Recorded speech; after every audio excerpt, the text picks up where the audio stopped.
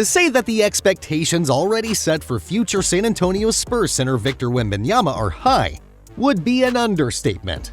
The number 1 overall pick stands at 7'3", or 7'5" with shoes, as he says, but is just 19 years old and has already garnered media attention beyond that of any other NBA prospect, besides perhaps LeBron James. Wembanyama has since stated the excitement that he has to join San Antonio and coach Greg Popovich, even going as far as to say that he has no fear about the expectations set for him. But that hasn't stopped the media from doing it anyways. With these expectations, if he's Anthony Davis, that's a disappointment. Right, but no, with these expectations, if he's Shaq or Duncan, it's a disappointment. No, okay. No, it is. They expect him to be the best player in the league by year 3. Okay. You just said Kareem. Here's what I'm saying.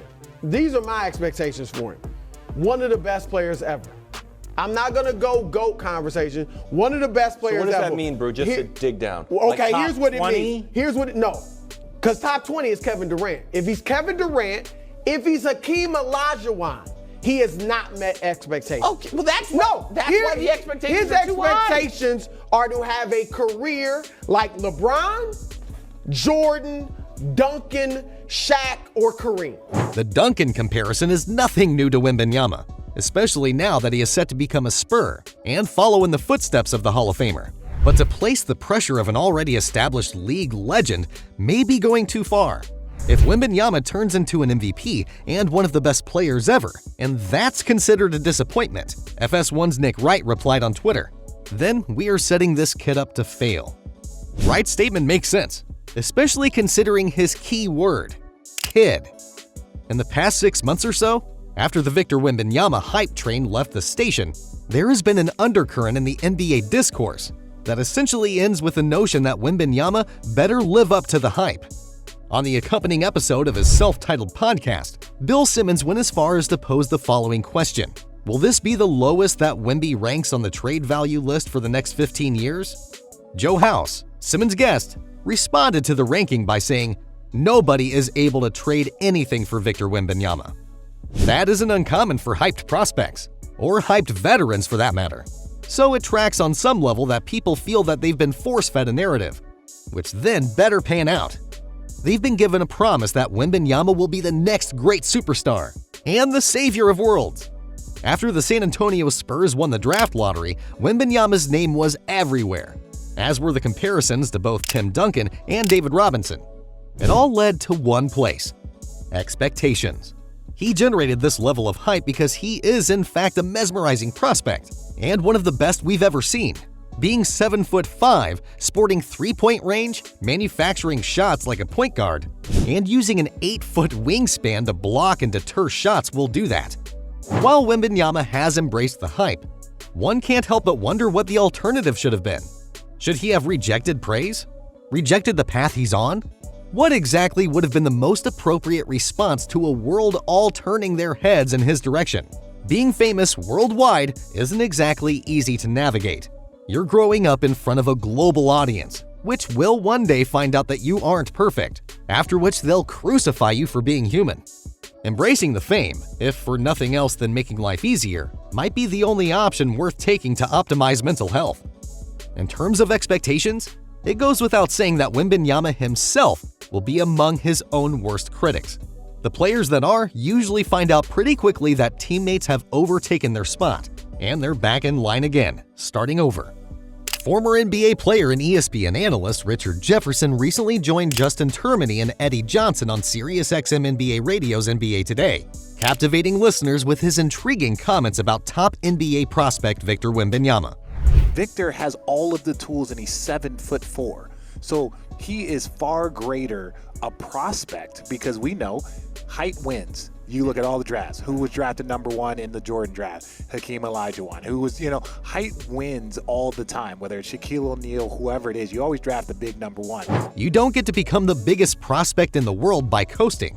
You become that by showing continuous progress and defying outside expectations, all while setting no ceiling for yourself. So, what are the realistic expectations for Wembanyama then? Wembanyama will enter a system that puts heavy emphasis on teachings and patience.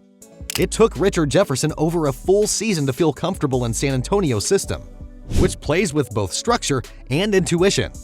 How Wembanyama will fare with the complexities of Greg Popovich's methods is all up to him. Based on pure talent alone, and setting aside the above considerations, it's entirely fair to expect Wembanyama to be a comfortable all-rookie first-team nod and a Rookie of the Year candidate. This has nothing to do with hype, but the fact that his particular skill set seems tailored to the widened spacing of the NBA game. Just looking at Wembanyama as a rim protector or help defender, his influence should be immediate. You don't just not have an effect when you're physically capable of blocking or changing any shot attempt within the paint when you're close to the rim. The same can be said offensively.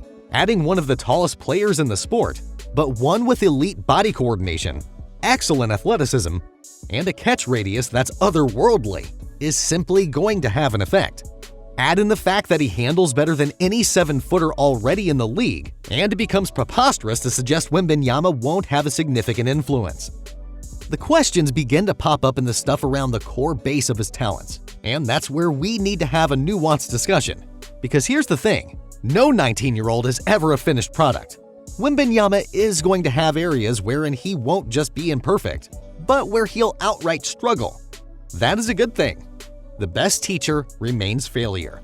Most NBA organizations even look at rookie guards with high turnover rates as a positive. It suggests they're willing to take chances with the ball and are unafraid to make decisions.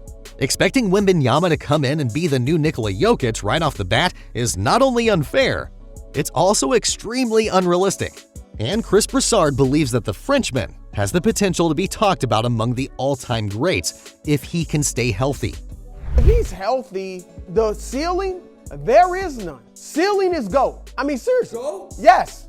That's the ceiling. Like, is it possible? Yes. He's 7'5". He can handle the basketball. He shoots it okay, but he's got a form and looks like he's going to shoot it better. He can defend. He's 19 years old and was the MVP of the French league. And I know that might not be the top level European league, but he's still playing against grown men and dominated offensively, led the league in scoring and defensively. He's going to a great organization where he's got a great coach. They know how to handle not only stars, but international stars. I'm not saying I think he's going to be the GOAT. Or that he's going, I'm just saying that's the ceiling. What we need to do is let Wembanyama determine his own baseline.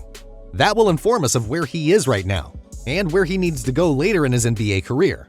Putting any sort of statistical expectations on him is an arbitrary and pointless exercise, especially if he's given specific responsibilities before the start of the season. Is it a failure if Wembanyama averages 15 points instead of 20? Not if he's only playing 25 minutes per game and is being brought along at a pace where the Spurs feel they can best control his development. This isn't to say we shouldn't expect something from Wembanyama. His talent level and production with Metropolitans 92 heavily implies he will come over and, well, do stuff. If he feels comfortable hitting the ground as a top 25 player, that's obviously perfectly fine and extremely impressive. If he's easing his way in and works his way up the ladder one step at a time, it doesn't make him a disappointment, as long as those steps are being made. The soon-to-be rookie is entering the league with a target on his back, and not just by players.